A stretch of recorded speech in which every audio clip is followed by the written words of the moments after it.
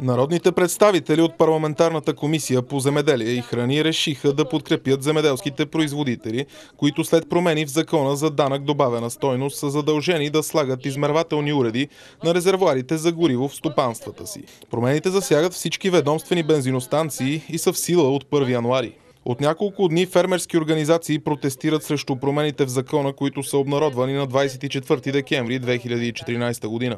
Земеделците, които присъстваха на заседанието на комисията, смятат, че така дейността им ще бъде затруднена, защото ще трябва да направят големи финансови разходи за уредите, които възлизат на стойност от 25 000 лева. Те обясниха на депутатите, че работата на полето ще бъде силно затруднена, ако тракторите и други машини трябва да се придвижват за всяко зареждане до бензиностанция.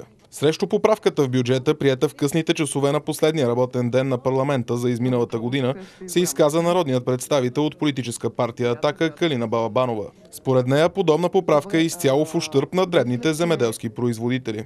Мисля, че всички може да се обединим около това, че тези промени, които наистина бяха приети през нощта, трябва да отпаднат и да се променят. Сега, аз лично съм на мнение, че трябва и бюджета също да се пипне в заключителните разпоредби, както и закона за ДДС. Но така, аз мисля, че тук най-важното е вие като институция да застанете с името и позицията, която заемате, и да дадете една увереност на тези хора и на нас, съответно, като народни представители, че тези промени ще бъдат премахнати, защото те са ненужни и в случая дребните земеделци ще потънат.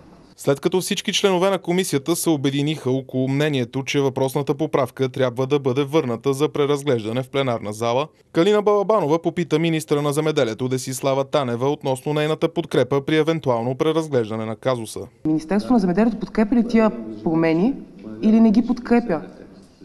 Тоест този дебат, който ще се води с министъра на финансите, и тези промени, които ние ще направим в Народното събрание, и тук даже не става въпрос за политически цвят, кой ще входира някакво предложение, защото аз си мисля, че тук биха го подкрепили повечето партии. Въпросът е, имаме ли вашата подкрепа за това? Аз разбирам, че сте между чука и наковалнята малко, но все пак мисля, че трябва да вземете една твърда позиция по този въпрос.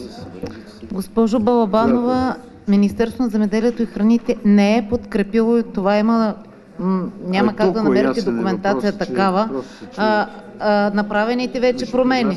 От тук насетне си изразих позицията, че не подкрепяме поправките във вида и последствията, които излизат.